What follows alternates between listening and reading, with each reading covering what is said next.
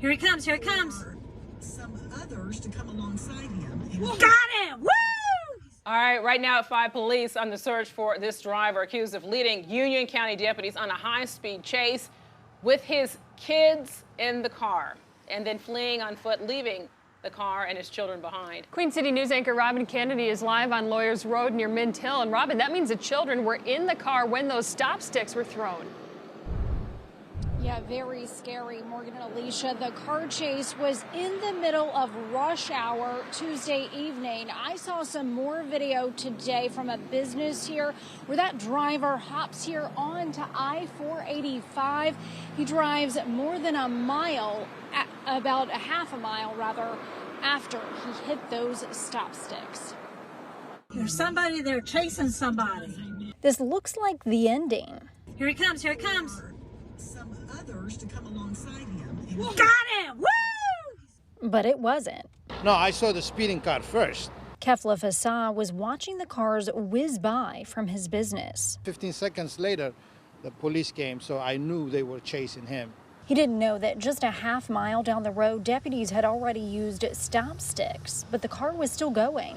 He saw it hop onto the interstate with patrol cars chasing it. I say some lunatic, because at that time, going at that speed, it wasn't acceptable to begin with. So I was just like some crazy person.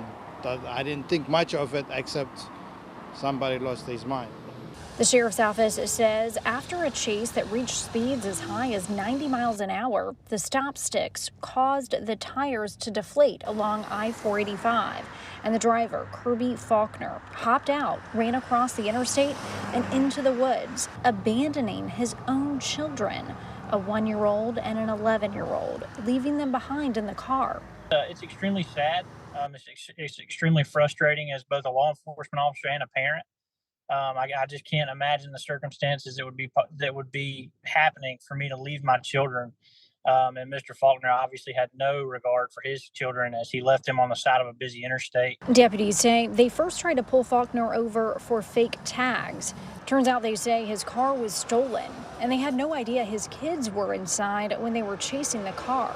Offenses and arrests aside, he has a duty to those children to be their father, to protect them, to give them the support and care that they need, and he had zero regard for their safety or their well-being. Kefla just opened his business and can't believe all of this unfolded while children were in the car. It's truly shocking. I have 4 kids. I cannot imagine to put them through that kind of trauma.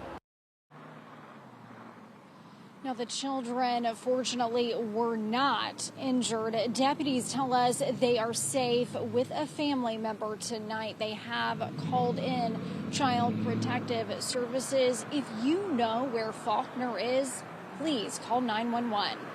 I'm live in Union County. Robin Kennedy, Queen City News.